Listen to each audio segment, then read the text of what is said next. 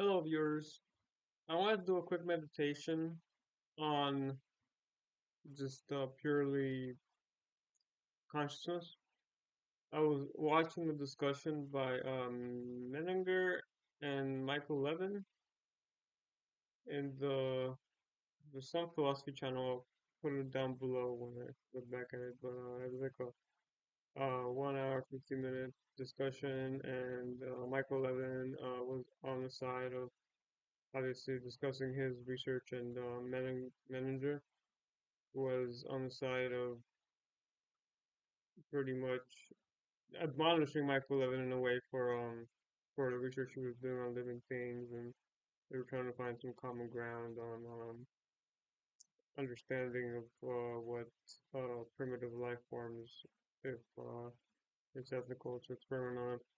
But there's a lot of discussion currently about AI, and so that merges with Michael Levin's work, who studies basic life form building blocks and their capacity for willful action.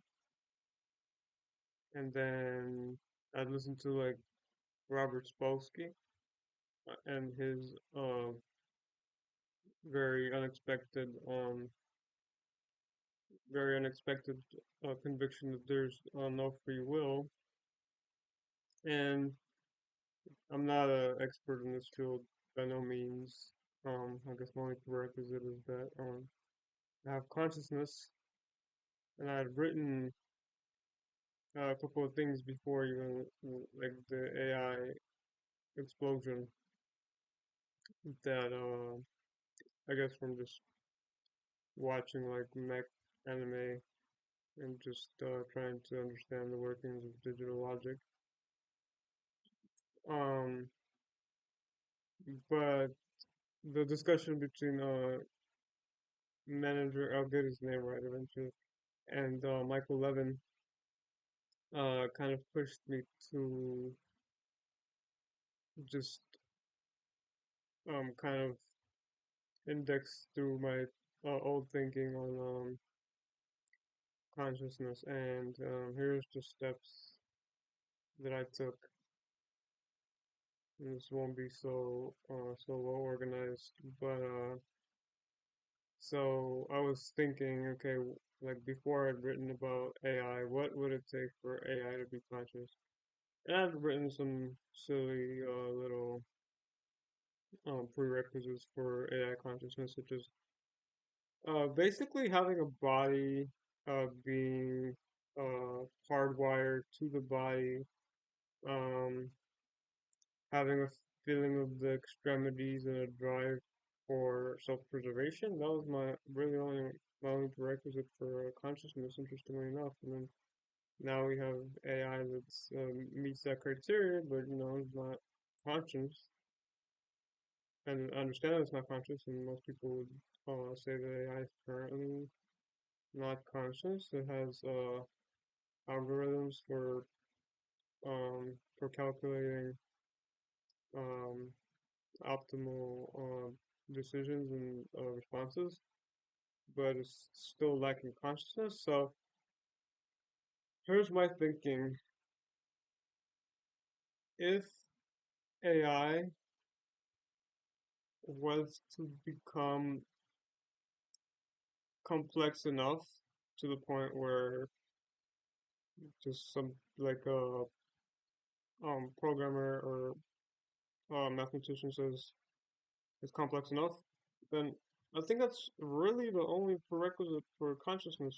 So if it's complex enough, if we can interact with it, and it's not programmed to tell you, but uh, puts into some formula that it is conscious, and it has uh, that it has a independent existence, then I would say that AI is conscious. So I'm gonna just uh, spoil the end criteria of my thinking is that nothing is conscious. And the way that it could come to the conclusion is, it's through a very meandering sort of like thought process, but pretty much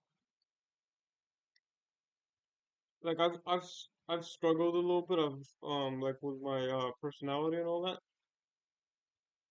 recently, like through stress. It's really like probably, I mean, not, I don't give any like significance to my struggle or anything, but just through stress, um, that sort of like decline in my personality pretty much, and so I've kind of um I've like plumbed the depths of consciousness, pretty much groped at its walls and really investigated and explored it. And I used to kind of meditate. That used to be a big thing with me. And so my thinking was, yeah, so no consciousness because there's certain things that have already been discussed and discovered, such as everybody's um, subjective experience is actually an illusion. We all picture the internal dialogue, which kind of, if you're egotistical, places you at the center of existence. You're sort of the main character in your movie, so to speak. And then, so that Michael Levin and Menninger, I'll put the once again the link in the description for the video, but I apologize to the people that were involved for mispronouncing their names. But Michael Levin, I watch a lot, and so I'm really familiar with that. But they brought up like, oh, can you make something that's conscious, but does not uh, does not give any weight to its physical experience and just only takes things in, so to speak. So that's what kind of put me on a path to like think through that. I don't have an answer to that question whether you can have something like that, but like a meditating machine, they said. But and bear with me because this does get interesting. So I look at so you're like a sort of centralized perceiving entity, and you make decisions by analyzing your situation and figuring out the most optimal thing, and then the most optimal path. And so you're always perceiving, and your perception is part of your consciousness, and your decision making is part of your consciousness, but the core of your consciousness is pretty much optimal, optimal, just existing. So what they term like whatever self-preservation or whatever the case may be. So everybody is not an individual in that. In a healthy adult, that's what's the core of the perception of I is. And so I've heard more complicated discussions of I. There was a video from the Royal Institute that said that a mind creates a sort of I, like a Java virtual machine, which creates a sort of virtual CPU. And so the mind creates a virtual I, which it runs its various objectives through, and says this fits in with the I and acts. in accordance with that. So you could basically give a machine a perception of an I, and so there was other Royal Institute discussion which we found very interesting about how things can act and not be conscious just because they simply lack the connection in their brain that says I. They still act and in a self-preserving manner, but they're not conscious of their actions. So therefore, yeah, I think that uh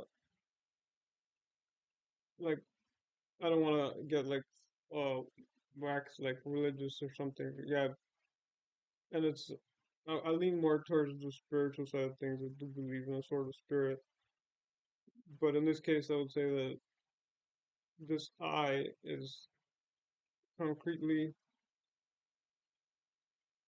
con attached to the physical. It's in the physical brain. So the reason that I say that there's no consciousness is because I found that I disagree with um, the basic um, the basic premise of philosophy that the I think therefore I am, and then because the extended version of that is that I don't know whether another person thinks, and I don't know whether they are. I just know what they tell me. So therefore, I figured out that it's actually the same for the subjective. I'm telling myself that I think, therefore I am, and it doesn't it doesn't prove and this unrelated term consciousness. I think that consciousness is a term. You are as lifeless in that respect as a sea snail because the weight that's given to the word consciousness gives it some overwhelming importance that you're conscious and that you what you perceive gives some sort of that that your conscious gives some sort of immutable definition for the outside world. But many a time, me and you yourself and everybody, the erring human, has a incomplete picture of this world. And so if your perception of the world is even 1% correct, then you are pretty much 1% conscious. Because in that regard, the concrete fact of this world, as lifeless as it is, as uninspired and insipid and unendowed with any spirit, it remains, and any perception or any terminology that we lay upon this world is erased. And so, therefore, it's a sort of tautological sort of exercise here, but I hope I got at least a portion of that thinking across. And yeah, I highly recommend that video, and I will be watching more of Michael Levin and maybe doing more of these meditations to come. And thank you for watching.